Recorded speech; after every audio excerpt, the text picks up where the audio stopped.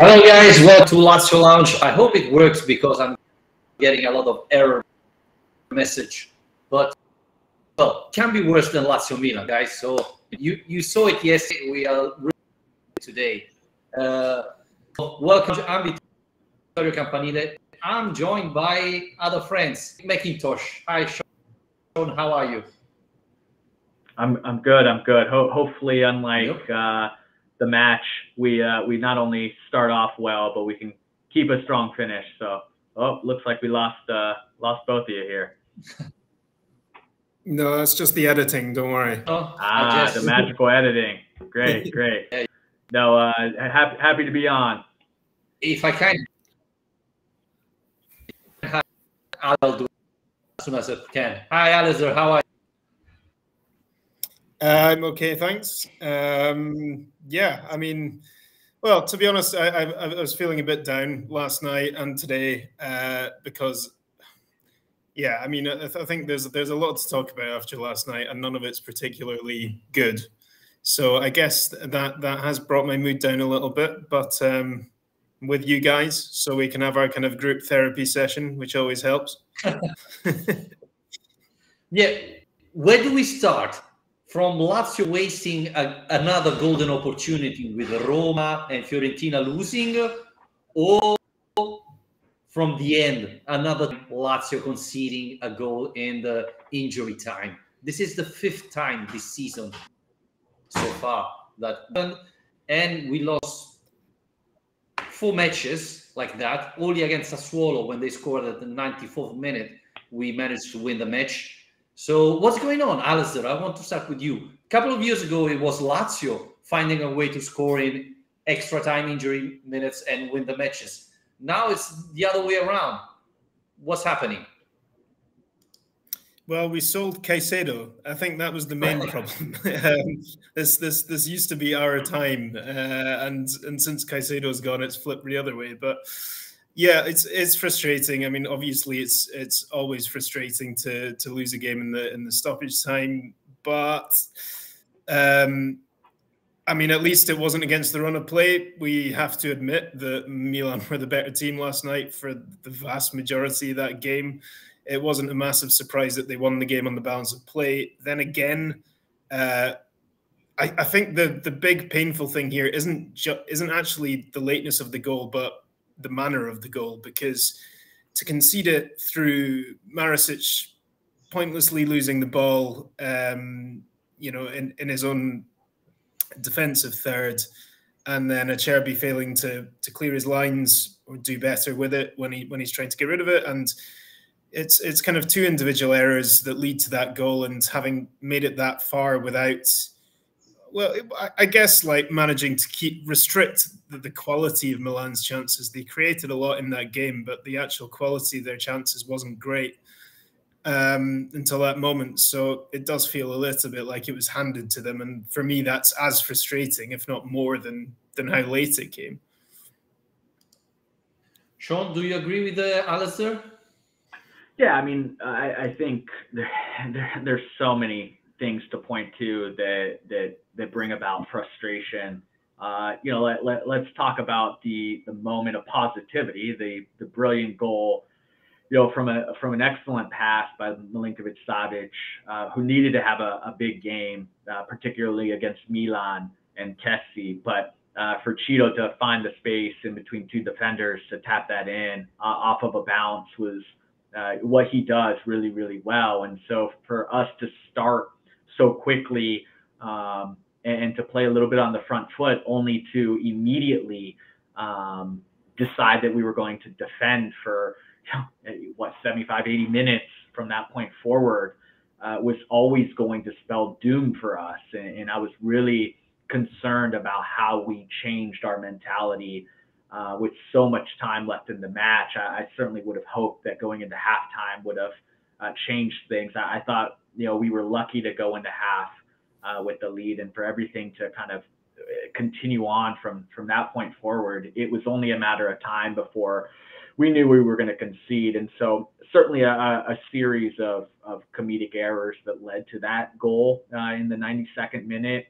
Matic obviously could have done better. He had plenty of opportunities to either clear it or just at that point get it out of bounds. And from the silly header that wasn't strong enough to even questioning Strakosha's point in that, like, should he have been a little bit more forceful and communicated a little bit better to find that ball before Acerbi even got a chance to head it, to a slight push off from Tonali. I mean, there were so many things that had to happen for that goal to be conceded, and very much so Milan deserved the 3 points. But to get to that point, concede in that way, it was as gut-wrenching of a result as I can remember in quite some time, because of everything that kind of went into it. And obviously we'll get into everything with Acerbi, but so much dismay and discord between our own players. Just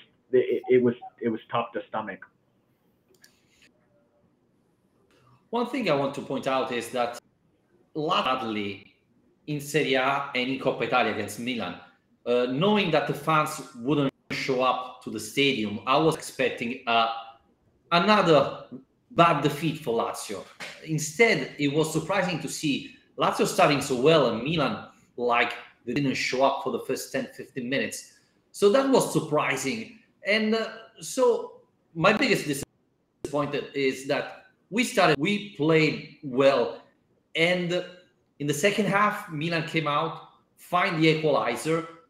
We have to talk about Luis Alberto, we'll do it later. But in the moment where Lazio seemed to control the match, we conceded the goal. That's the most annoying thing. Because I had the impression Milan didn't have any more the energy, and we were finding a way to control them. That's the thing that really drives me crazy, right? You were getting 1 point that didn't change that much the table, but was a helping, definitely more than a defeat. So this is what we had it. We were in control. Do you blame Sarri, or is something that our players are lacking this season so far? Sean, I'll start with you. There's always multiple people to blame. It's hard to just say it's the manager. It's hard to put it on the players. Ultimately, it's going to be a little bit of both. I think, though, if I'm weighting this responsibility, it's got to be on the players. And for me, I mean, they're the ones on the pitch,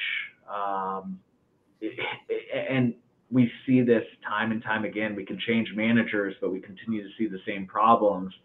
And it can only be pointed to a mentality of this group. And if we don't change the core group, we're always going to see and expect the same results. And so, I mean, I have to say, while I hoped and prayed that Sarri would do something to change it up, ultimately it's those players that have to go out on the pitch and fight for a result. And that just didn't happen. Outside of a few players, you really didn't see it. So I'll have to go with the players on this one. Alistair? Yeah, I mean, we've seen this kind of all season long, the kind of blowing hot and cold thing. You're right about this how well they started, and I think we want to see that on a more consistent basis. But then we've been saying that for a long time now. I do think Lazio, like Sarri has said, have got better over the course of the season. But in these matches, it felt like they kind of completely ran out of gas after 15 minutes. Some people made this argument about there was this outbreak of flu during the week, and I think 7 or 8 players went down with it. Clearly, that's going to have an impact on the condition of those players. But I think it would be too simplistic to blame it on that alone, because we've seen this time and again. And we've also seen a bit of a worrying trend about Lazio's, I guess I would say, kind of self-belief in these big matches now, because that's the Milan game conceding the last minute, Napoli game conceding the last minute, Roma game got absolutely thrashed, the Milan game before that absolutely thrashed. So Lazio aren't really standing up very well in these big matches in the last few months, even if some of their other performances against mid-table teams, lower table teams have been improved. And it's that lack of consistency, I think, that's frustrating people the most. To be honest, I don't know what you guys think, but last night to me was kind of like a microcosm of this entire season, because it's all the same stuff, but it was all happening at once. It's kind of Lazio being hot and cold, Sergei and Ciro doing very well, but the defense costing us with individual errors. We had a terrible attendance, this time for a different reason, which is into another theme, which is fans versus Lotito. And then on top of that, we had all the Acerbi drama, which is another background subplot that's been rolling on all season. So we had all these different factors that have dictated and really determined the narrative around this entire season happening at once. And sadly, most of them are negative, apart from Sergei and Ciro, pretty much. And there was such a shaky feeling, like again, moments after that goal, and this is why I find it hard to put it on Asadi. It's just individually, it just was shaky from every individual. It never felt like we had any semblance of control. Didn't feel like there was a big tactical change. It just felt like every player, to your point, Alistair, had this weight of just the entire season on them.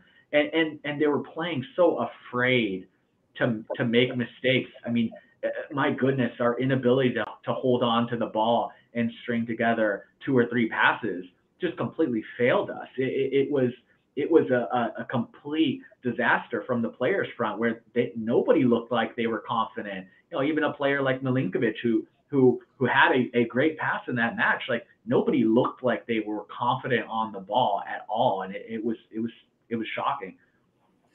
I think we have to talk about Luis Alberto, because his performance was awful, just like he did against Torino 7 days before. As Hardos is mentioning, we suffer against physical teams, but I think big part of the reason is because Luis Alberto is struggling against big team. It's not a coincidence that against Torino, Luis Alberto comes off, Basic come in, and Lazio find a way to score. I thought yesterday when Luis Alberto came out, Lazio find a way to counterbalance Milan, to find a way to balance the match and find some solution.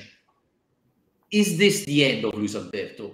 Is he proving to not be able to play against this type of physical team? And modern football is moving to a more type physical team. Milinkovic Savic is the prototype of the perfect future midfielder. Quality player, physically tough. Luis Alberto is someone who really struggles with these players. Bench him and start buying that up. What was it? Around November. What's take on this, starting with Alistair? No, I mean, I've been impressed with Basic's impact in the last couple of games. I mean, I said on Twitter last night, I thought that the midfield changes made a big impact in terms of, kind of rebalancing the game, because after Milan's equaliser, they were really on top, and it was essentially wave after wave of attack. Every time Lazio got the ball, they kind of attempted a counter-attack and failed, and they're just giving the ball back to Milan every time. But Cataldi's ability to actually take that ball under pressure and do something with it, find a teammate, that helped. Basic's physicality, his ability to actually have a presence in that midfield made a difference. I think it gives you a different option. I think there's been a little bit of talk after this game about what's the plan B, because obviously we don't see Sarri ever change the formation. But I think that in itself kind of is a plan B. The worrying thing about that, I guess, is that it does still feel like that hierarchy is almost untouchable. So your question about, is it the end for Alberto? Well, no, of course not. But I think they have to find a way of getting him into these games, because I think he does go quiet. If he starts quietly, he stays quiet, usually. And he's not playing kind of between the lines anymore. Under Inzaghi, first of all, as a trequartista, but then in the last season or so, he was kind of playing between the defence and the midfield, almost to drop deep and get the ball in space. that's where you need him. You need him with time and space on the ball, and he'll do things for you. But when he's playing in that 3 and against very combative and technical midfields, I think he does struggle. But let's be honest, Vittorio, we're not in a position to be really dropping players like Luis Alberto. Do you think Basic has done enough, Vittorio, to be starting ahead of him from now on? Honestly, I do. Honestly, I think that he had a better impact both against Torino and against Milan. Is that the problem? You know, if he played well only against Torino, you would argue, okay, but with the top team, he struggled. Instead, even against Milan, Lazio started to play better in the second half with Basic in. Sarri said he's the future. So, you know, that's another very important thing. One thing is that in these 2 matches, a midfield totally disappeared at a certain point because Leva was tired and he already had a yellow card, and Milinkovic-Savic was pretty much all alone. And we have to say that Kessie neutralized Milinkovic-Savic for a big chunk of this match. Now, I don't think all the tackles he made were clear. I thought the referee missed a couple of free kicks for Lazio, fouls on Kessie on Milinkovic-Savic. But if you play with 3 midfielders and you have only Milinkovic-Savic who's fighting, Leva was tired and Luis Alberto was invisible, then you really struggle. So that's why Basic coming in, he can help Milinkovic-Savic. Cataldi did well yesterday. So maybe we have to shuffle a little bit there in the midfield and obviously try to sign something better in the summer, which we're going to go and talk about later. Sean, what's your take about that? Well, look, I think Luis Alberto is the perfect example of why we suffer with so many consistencies, because we have players like a Luis Alberto who, on his day, very similar to a Felipe Anderson, can be a world-class player, but then far too often in moments and in matches, those players disappear way too often than not. And so, you know, it's no shocker when we have these ups and downs, when we have the types of players. And Luis Alberto, he, you know, Alistair said it, like, he is a player that you have to play through, you know, and he's got to have the right touches, and he's got to be the one orchestrating that attacking third. And when he's not, he just doesn't offer enough. And I think it's interesting because I would say, you know, on one hand, I would say move towards Basic. He's the future in that position, and he's a player that we expect to be on the roster next year and to be a big part of us moving forward. However, we also know that you know, all the talk has been of an exit of either of Milinkovic-Savic or Luis Alberto. So, you know, if we plan to recoup and sell Alberto for 30 million, well, we've got to play him. We've got to give him opportunities to showcase his value. The last thing we want to do is throw him on the bench and have everybody forget about, you know, what he can do. So I think it's a tricky situation. I don't know that, you know, you just ignore Alberto and hope that somebody comes with the cash this summer. I think you still have to make sure he's a part of it. So, you know, interesting to see how Sarri and Tade play this one. We mentioned that Sarri doesn't change too much the lineup. Yesterday, Radu started. We know Maruzic were 100% fit, but the option should have been Hizai. Sarri opted for Radu. I tested Alisson before the match when I signed up. I thought that was a huge surprise, right? Seeing Radu starting, that Sarri doesn't trust anymore. And then, if this in the last minutes of the match, I thought 2 substitution was a huge question mark for me. I can understand that maybe Patrick Ward, fatigue, and you put in Luis Felipe, Hizai, especially if Lazzari was playing that well. What do you think about Hizai going forward?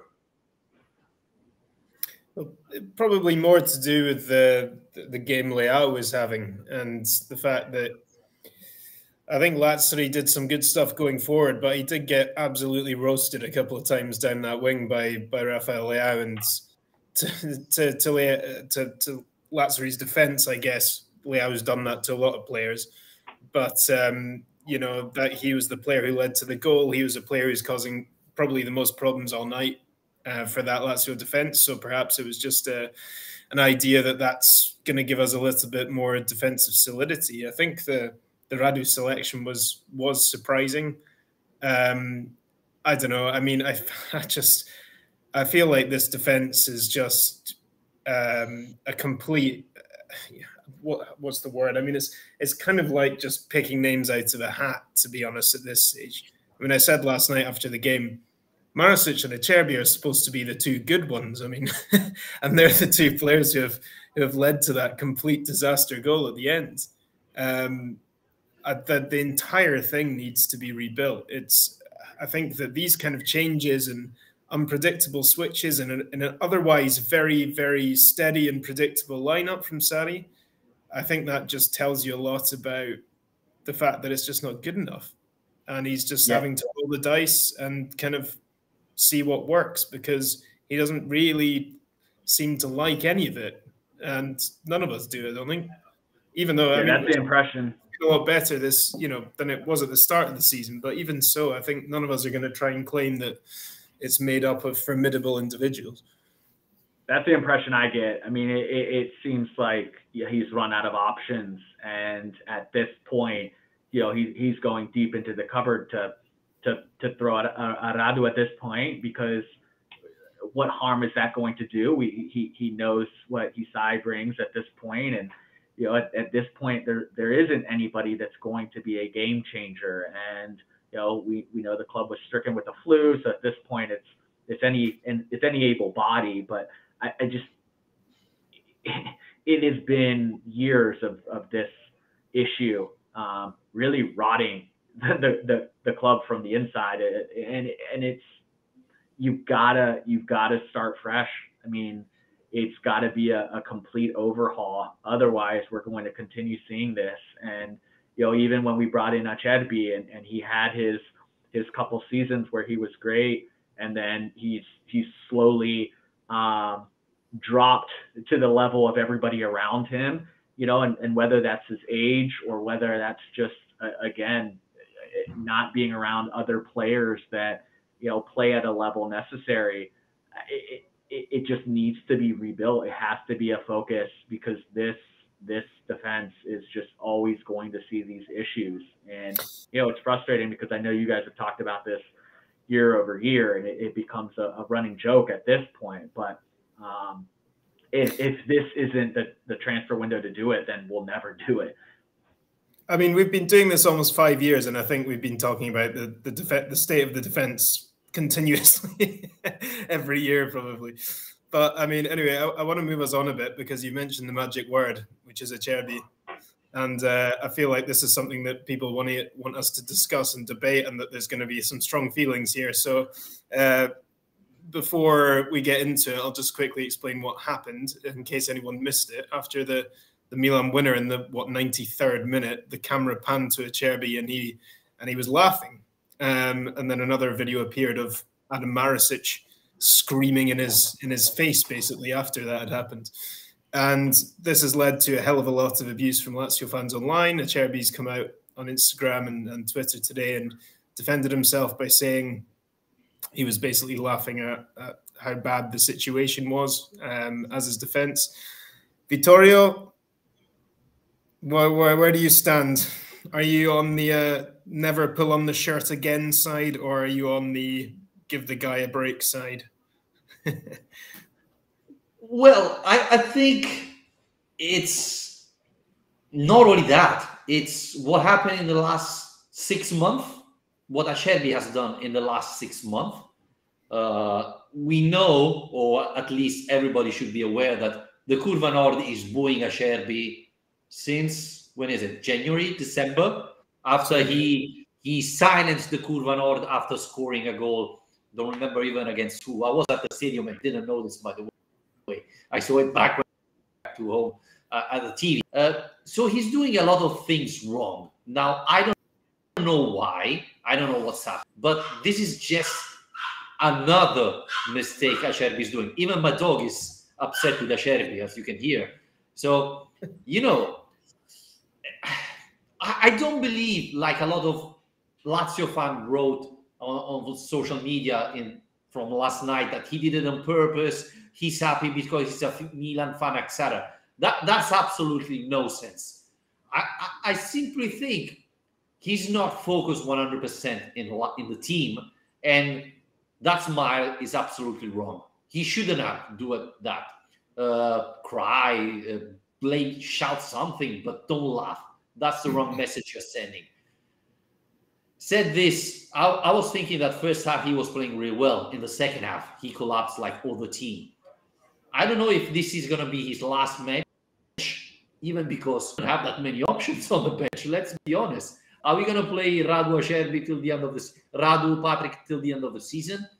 But I think this is the end of Acerbi with the Lazio shirt, in the sense that this summer he has to be sold because the relationship is broken. So I was disappointed. But again, this morning I saw the picture of Lotito smiling with a Salvini, a politician, Milan fan, after the end of the match. That's wrong too. So, a lot of bad sign after that match. Sean, what's your take about Acerbi's situation?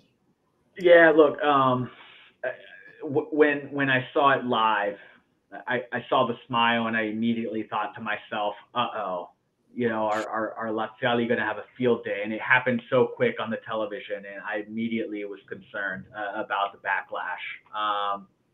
I take the stance that, one, I don't know any intent. I won't pretend to know or speculate why somebody reacted that way. I do know it is a pretty common reaction to, in the moment of absolute ridiculousness and despair. I know people that have laughed when Italy was scored, in the final minutes of the game against Northern Macedonia, and all you could do was laugh, at that situation.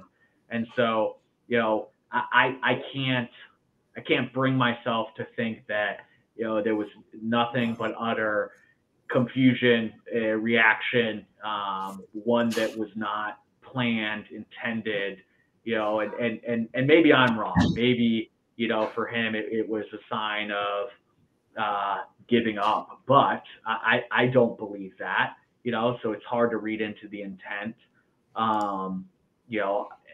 It was a moment that, I'm curious to hear from Marusic in that moment where we saw his reaction.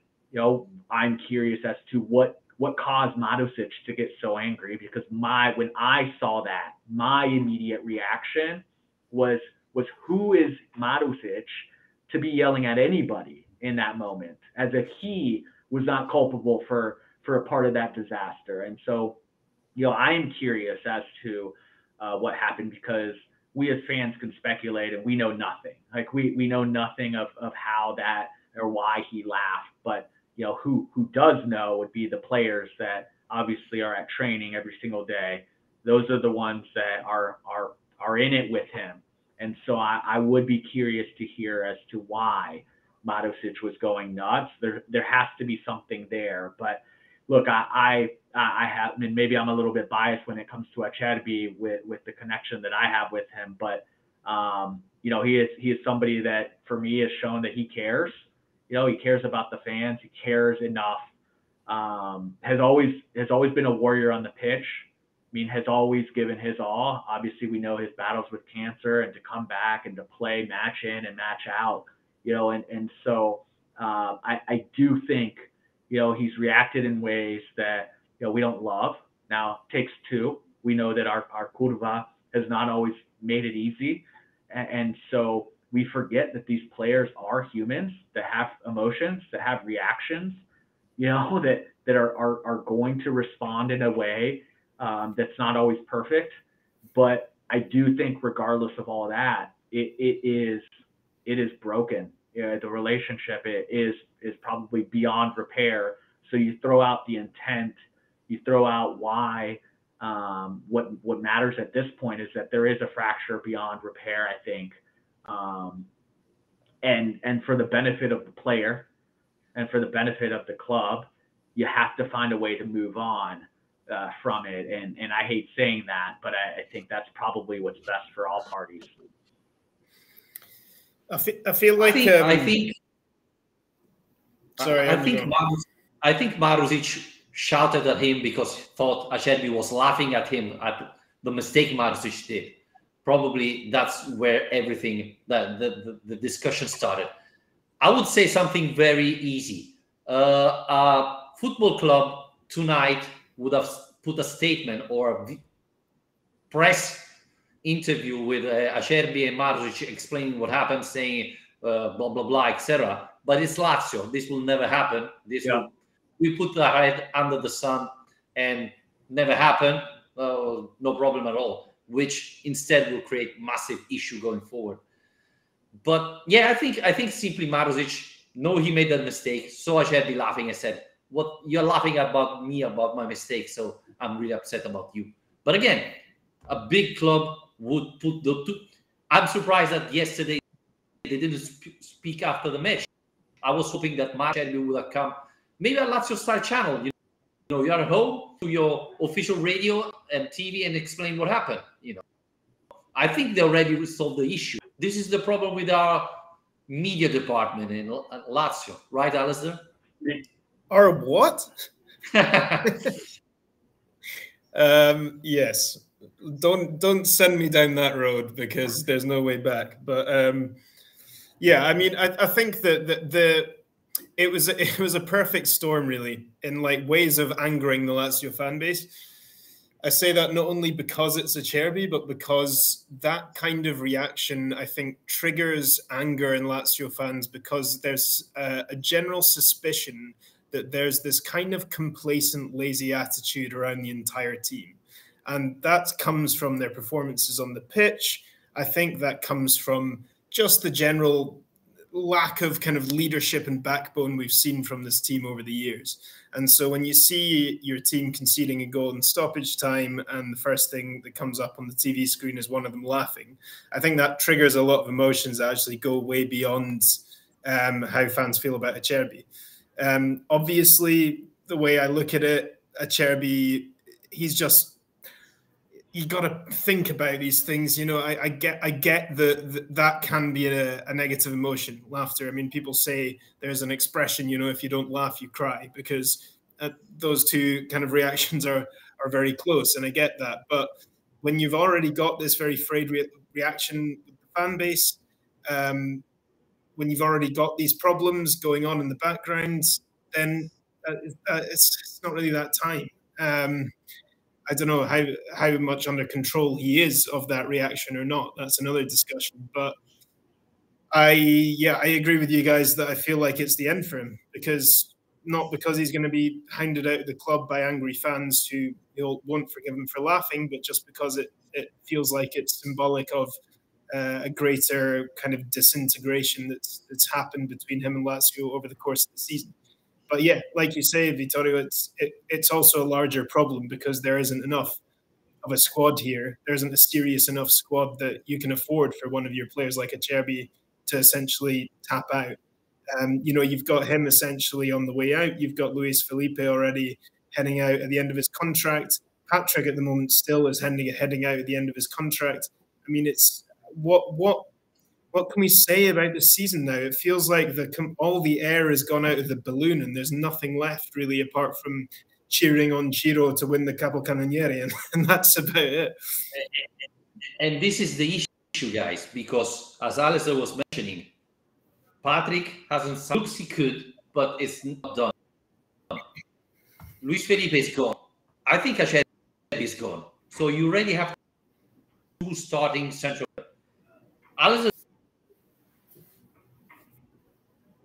Reina didn't his contract. We need a starting goalkeeper, two starting central defender. What's going to happen, guy? He's not starting, so probably you need even a left back. So you need two starting central defender, a starting goalkeeper, a left back. I want to remind everybody that Iglitares don't see this happening this summer, right? So that's going back to, I don't know who asked us about the future, GM. he's worried about. I think every Lazio fan is, because this is a revolution. But don't think nobody expecting Tare to do it, right? Nobody expecting Tare to sign 2 good central defender, a good goalkeeper. Leva is leaving the club. Even a playmaker, there's Leva. Maybe Luis Alberto is leaving. We need another player there. Let's not forget, it's 5 years we don't have a Vice Ciro Immobile. Ciro's not getting old. We need a Vice Immobile. So we already need to sign 7 good players. Well, we usually say out of these 4, 1 is good. This, I think, is the most concerning part of everything going so far, right? Should you agree with me, or you're more optimistic? No, I agree with you on this one. Unfortunately, it's hard to be optimistic given our track record. I think the other disappointing thing is we know that we tend to wait to even think about the transfer window. You know, it hits us like it's some event that was just made up. You know, instead of thinking and planning and starting the negotiation process early, we often wait until the day the window opens. You know, I think what's frustrating is we hear all the Romagnoli rumors and that conversations are being had. And this is a perfect example of how we can be so frustrated in a moment and an opportunity where we are actually ahead of the game, having conversations early. We see how wide the gap is between what we're willing to offer and what the player wants. And so even when we do start conversations early, we put ourselves in quite a bind where we're turning players off. And I can't see that happening. You know, you've got a player that wants to come to Lazio, which is a challenge in and of itself. And then when he does want to come, you know, we're so unwilling to meet them anywhere near where they want to be paid. And so, yeah, it's going to be a tough one. And this is why we see Sadi holding off on any sort of negotiations and willing to sign, because, you know, he's quick to see, you know, how this club operates, which can be so frustrating. So it's such a massive transfer window to us. You would think and hope that this isn't just about giving a manager what he wants, but I think about the players. I think about Ciro Immobile and Milinkovic-Savic. If Savic is going to stay with the club, he's in his prime years right now. You've got to capitalize on it. You said it, Ciro Immobile is not getting any younger, but everything that he has given to this club, we owe it to him to be a competitive team. And so, you know, if you're not going to provide for these players and provide some talent around them, you know, then you might as well ship them off somewhere else and not put them through these types of seasons. So, yeah, I'll be interested to see how we approach this offseason. Alistair? Yeah, no, I'm terrified about it. I think it's going to be a complete disaster. It's not just the kind of scale of the rebuilding, but also the rejuvenation. By which I mean Lazio are the oldest team, I believe, in Serie A for average age, and a lot of the, you know, star players who have allowed us to achieve great things in the last few years, like getting to the Champions League, like winning Coppa Italia, are now past their peak. So how do, you know, our Primavera teams in Serie B, so we're not even relying on our incredible youth system to be providing us with loads of amazing talents who are ready to break through in Serie A. We've obviously got Moro and Romero, who are about our only 2 useful young players. But it's not just the fact that we need to sign all these players, but they all need to be quite young, really. And that costs a lot of money. So there's just, yeah, an unbelievable amount of work to be done. And like you alluded to, Vittorio, I have lost faith by this point that Iglitare is capable of doing such a big job. I very much hope I'm wrong, though. To wrap it up, I think that the spot is quite hard to achieve. Rather try for the league, or is it without Europe competition? Because, you know, mentioned that has a week to prepare the match, he does it better, the team is more focused, etc. But you're going to lose the money of a European competition. This league is a quite achievable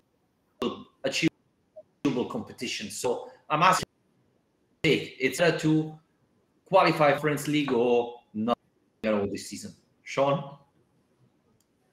Well, it's funny because I've said this, and I know Alistair agrees, but it's silly to fight really hard for Europa every single year, only to not focus on it and care about it.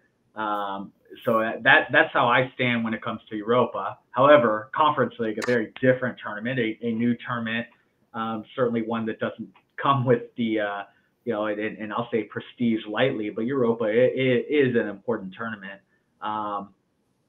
Given Conference League, I don't care about that one at all. Honestly, I think knowing who we are, knowing that it's going to be really tough to put together a team that's deep, I would rather not play in that sham of a tournament.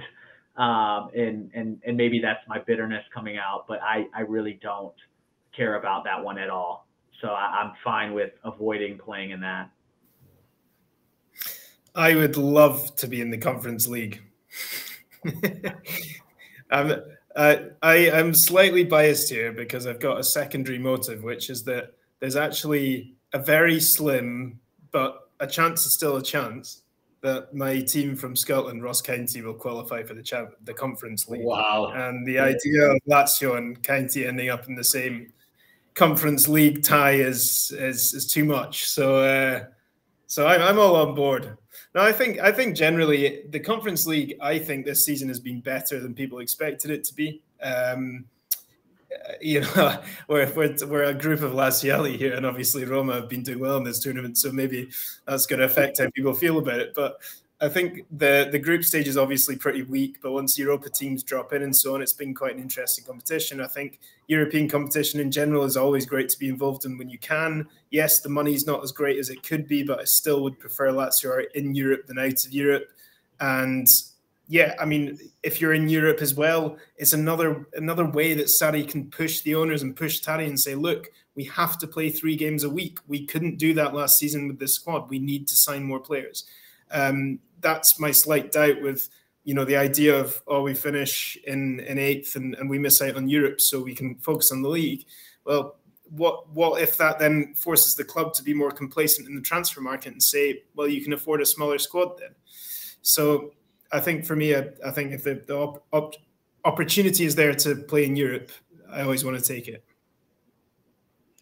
Before we wrap it up, to answer hard those. Well, the money that of Salernitana is of Lotito, not of Lazio. So it's going back to Lazio, it's going back to Lotito. So we cannot use that money. And thanks for your comment. Where is it? Probably you see that Alistair is there with us. So our level is going down a little bit. But, there's still me and Sean that keep it up. Thank you, Sean, for joining us. It's always a pleasure to have. So you're very welcome when you want. Thank you for joining me as usually. I mean, you didn't have nothing to do. There's Juventus playing. You don't have to cover that match tonight. No, I like how you tried to organize it on a match night in the hope that I wouldn't be here, but sadly I am. Well, I think you just find a goal. Juventus Sassuolo. Anyway, guys, thanks for joining us. Remember, you can follow Spotify, YouTube, and Twitch, wherever you listen to your podcast. Rate and subscribe if you want to support patreon.com/Lazio Lounge membership this month. And we're going to be back Monday. Hopefully better performance of Lazio. Bye. Cheers.